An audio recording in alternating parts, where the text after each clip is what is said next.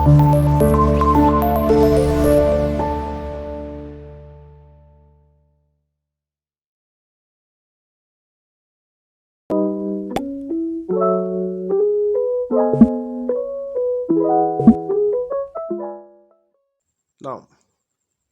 we want to look at the dimensions of the following quantities. But before we go into these quantities we'll be looking at, I want you guys to know the following: that the dimension for mass, then the dimension for length, and the dimension for time as follows. For mass, the dimension is capital letter M. That is the dimension for mass. The dimension for length is capital letter L. The dimension for time is capital letter T. Take note of this. It's very, very important. So this for length, this for time, this for mass. So before we go to this dimension analysis, so let's go. Now the first one is, what's the dimension for area? Now before you get the dimension, you just get the definition, the mathematical expression for area. Now what's the mathematical expression by definition for area? So area is just the extent or the region particular body is covering. Although we are not about those definition, and we are just doing the mathematical definition, which is area is equals to, what is mathematical definition for area? Is equal to length times breadth. So from here we can get the dimension. Now what is the dimension for length? I already told you guys the dimension for length is capital letter L times, what about the dimension for breadth? Now breadth is another type of length. To check, what's the unit of length? Meters. What's the unit of breadth? Is still meters. So when we look at something like, when we check the distance of the base of a something, you can say, okay, that is the breadth. How high something is, we say that is the height. Even area, they can say area is base times height. Base times height. That is how wide, or width times even height is the area. So all those width, base, breadth, I what they call it, then height, all of them, they are measured in meters, and their type of length, their distance. So take note of that. And the dimension is TL. So this L times this other L will give us L squared. So take note, dimension for breadth is L, for length is L, for height is L, for width is L. Take note, it's very, very important. Take note of that. Then if you multiply the two lengths, we have L squared. So this is the dimension for area, L squared. Now let's move to dimension for volume. Dimension for volume. Now volume is length times breadth times height. That is the definition for volume. Length times breadth times height. The thing something can occupy, that is volume. So what is the dimension for length? We said is L. For breadth, we said it's also L. For height, we said it's also L. So if you multiply L times L times L, will give us L cubed. That's the dimension for volume. So you just take note of these things. Very, very important. Then what is the dimension for, let's look at the dimension for velocity. Now velocity is displacement over time. Velocity is displacement over time. Now, what is the dimension for displacement? Now, displacement is a distance moved in a specific direction. So if your direction, where you are something like you are moving a distance, if you are specifying your direction, that distance is automatically called displacement, because distance with direction is displacement, which is now a vector. So displacement is a vector. Distance, anyhow distance, your distance is a scalar. So displacement now is a particular distance moved in a specific direction. So when the direction of the distance is known, we call it displacement. When the direction is not known, we just call it distant. Take note of that. It's still distance, which is a kind of a length. So displacement distance has a dimension that is equal to that of length, which is still L. Take note of that. The dimension for displacement now will be L. Then for time, we said is T, capital letter T. So this will be the dimension for velocity, or you can say L. If you move this T across this division line upward, let's say you want to move that T upward, the power, so if I write something like this now, T is having the power that is equal to 1. But if the power is just 1, I will not include it. If I have, let's say, W, this W is having a power that is equal to 1, but I will not add it, because if I put it there, it will be prime.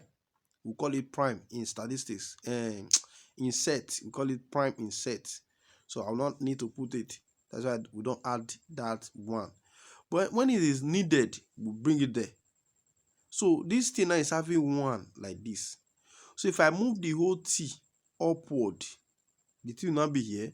This 1 or that power of the T will change sign. If it was positive before, we change to negative. And if negative before, we change to positive. For this one now, this 1 that is latent or hidden, that is not seen, this one that is here now is positive because it don't have any sign. So if I move this one now, I'll just bring it up a fraction. This power will change sign from positive to negative, or from negative to positive. That's how it is done. So you can also write the dimension of velocity this way: LT raised to power minus 1. It's still very, very correct. Now, let's get the dimension for radius. Let me just use arrow. Now, the dimension for radius is the same thing as the dimension for length, or the dimension for distance. And what is the dimension for distance? Still L. Why? Because radius is just the distance between the center of a cycle to the circumference of that cycle. So it's a distance between 2 points. So radius is also a distance. Now what about for diameter? Diameter is just a line, or the distance between two sides, or a line that divides a cycle into 2 equal parts. Because we can also have distance like this, but that is not a diameter. Call that one the chord. So diameter is a line, the line that divides the cycle into 2 equal parts, something like this. So called diameter. The line that divides the cycle into 2 equal parts. So it's still the distance between this point to this point. It's still a type of distance. So that will give us a dimension that is also L. So take note of that. It's also important. So both radius and diameter has the same dimension with distance, which is L, the dimension for length. So take note of that. It's very, very important. So now let's look at the dimension for acceleration. Acceleration is velocity over time taken. That is acceleration. That's the definition for acceleration: velocity over time taken. The rate of change of velocity, acceleration. The rate of change of displacement is velocity. So what is the dimension for velocity? We said is LT. We said dimension for velocity is LT raised to power minus 1. What is the dimension for time? We said is capital letter T. Remember, this one is raised to power 1. Remember that. If I move this 1 upward now, what will happen to that one? It will change sign. Also taking of that too. So I mean, either just, since I already have T here now, I will not move this whole T. There's no need, because it will be like waste of time. If I don't have any T here, I will just move the whole T up. The power will change sign. But if I already have T in this place, there's no need of moving this one upward. I'll just leave this one. I'll just forget about this. I'll move the only part to go and meet the T that's already in the upper side. Take note of that. It's very important. I repeat.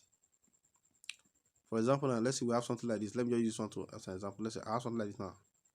Then over something like this. If you want to write this one now from indices, if I have a raised to power m divided by a raised to power n, to be a raised to power m minus n. So what I'm trying to tell you now is, what I'm trying to tell you. If you don't want to even use that, if you move this power upward now, don't just forget about this t. Since I already have t here, this t will cover everything. So I'll just pick one of the t upward, the only one upward. Then I will move this power to go and meet this one there. So this power will change sign from, maybe if it was positive, it will change to negative, or negative will change to positive. So now change to this 2, now will change to -2. If it was like this, let's say 3 raised power -1 over 3 raised power -3. If I want to write this one now, I can write it this way. You can see I'll pick only this t that's upper in the upper side. Then I'll take -1. Then this one will move to go and meet this -1 here. It will change sign.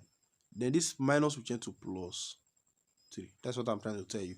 So take note of this mathematics today, in case you don't know it before. It's very, very important. It's still from that rules of indices. So let's look at what we have there now before we can go. So from here now, so if this one go and make this one, it will change to negative. We have L. Pick only this t here. Forget about this. Just move the power to go and make the t. We have -1. Then this 1 will change to minus. That will be -1 again. This will give us LT. This power -1 will give us -2. Answer. So that is dimension for acceleration. Now let's check for that of force. Force is equals to mass. Okay, let me just use one letter. Mass times acceleration. That is force, ma, from Newton's second law of motion. So from there now, what is the dimension for mass? I told you mass is capital letter M at start. Remember I told you mass is M. Dimension for mass is M. For length is L. For time is T. I already told you that before we started this class. So take note of that. It's very, very important. Use capital letter for dimension. So this one is capital letter M for mass. The acceleration, we say acceleration is this. That's acceleration here. LT raised to power -2. So this will be the dimension for force. Then tension, we also have this dimension. Because tension and force have the same dimension. Weight, we also have this dimension. Take note of that. It's very, very important as well. Now let's do for work. Let's do for work. Work is equals to force times distance, or is the product of force and distance moved in the direction of that force. So what is the dimension for force? Force is already M LT raised to power -2 times, what is the dimension for distance? So the distance is having a dimension that is equal to L.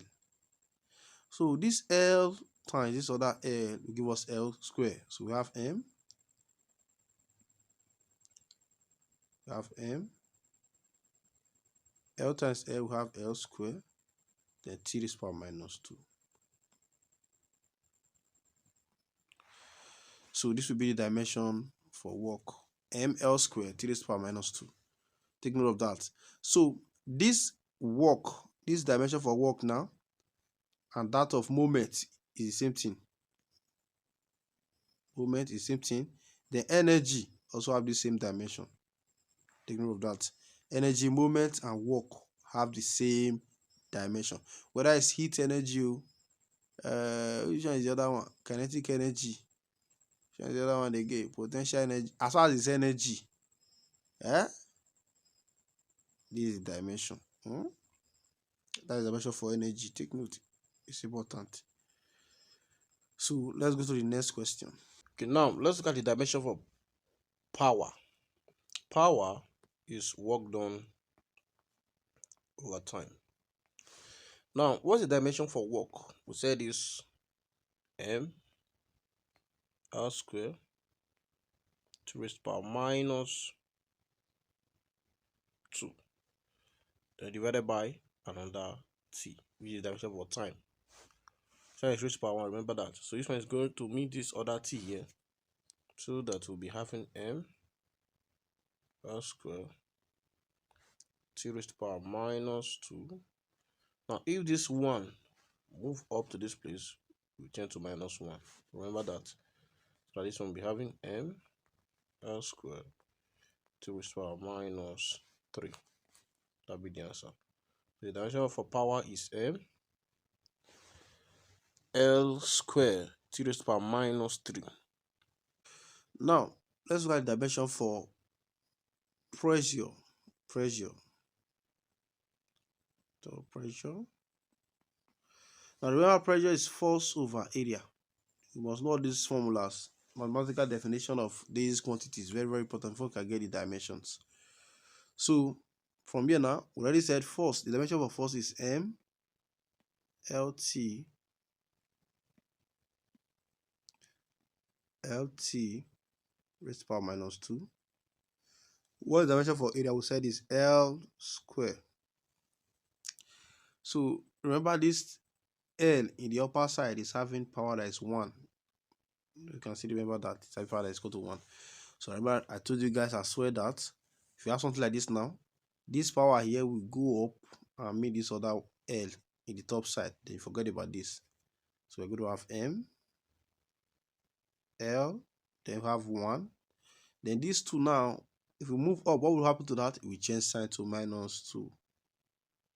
Then t raised to the power minus 2 remain t raised to the power minus 2.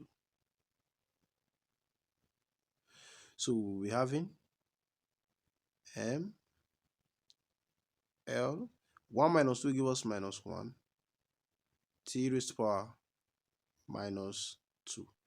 So this is the dimension for pressure. Now this dimension is the same thing as the dimension for stress and the dimension for Young's modulus, which is E. So I will not use symbol. I'm just talking about that. Dimension for Young's modulus and the dimension for stress is the same thing as this dimension for pressure. Then if you divide this dimension for pressure with velocity gradients, it will give you a dimension for viscosity. Okay, let me just do viscosity now. Viscosity. What is the dimension for viscosity? Viscosity is pressure divided by velocity gradient. And what's the meaning of velocity gradient? It's velocity over length. Let me know velocity gradient. Velocity over length. Let me know velocity gradient.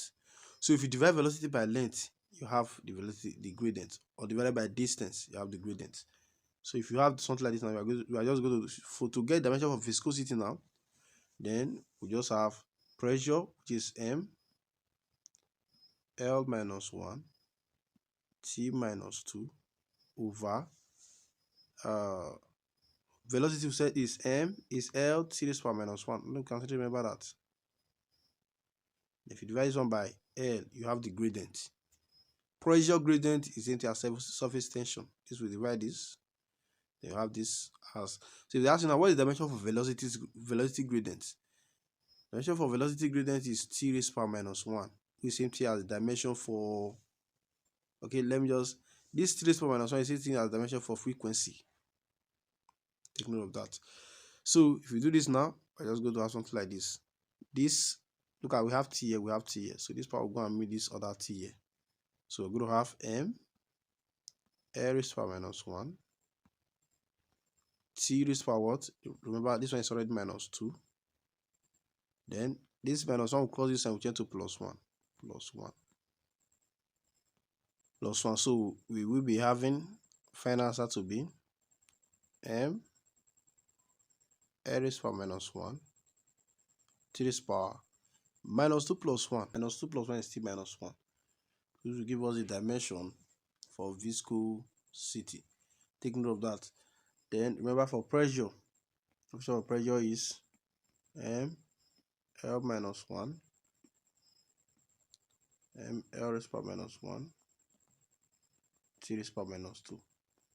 So viscosity and pressure have similar dimension, you can see. So let's go to for density. Dimension for density. Now density is mass over volume. Mass over volume will give us density. So to get a dimension now, dimension for mass, just put it there. Then for volume, put it there. So if this one move up, remember there is no L in this upper side. So what you do now, you move everything here up, then the power will change sign. As though there was L here, you move only the power up. So you're going to have M, then everything there, everything here will go up. Have L raised to the power what? This 3 will change to minus 3. So this one will be the dimension for density. Now what about the dimension for or let's say for period. Now, period is just the time taken for a specific event, which is the same thing as dimension for time. Take note of that. Then what about for frequency? Frequency is just inverse of period. Inverse of period. Inverse of period, which is t raised to power minus 1. This is the dimension of frequency, or 1 over t. That is the dimension for frequency. Surface tension. Now, surface tension is force per unit length, or force over length. That is the surface tension. That is the definition for surface tension. So, what is the definition for force? M LT raised power minus 2. By dimension for length is L. So that will give us this. Will cancel this. So for surface tension, I will have M L. Okay, L is already gone. MT raised power what? Minus 2. That will be the dimension for surface tension. So please ensure you like, subscribe, and thank you for today. Thank you.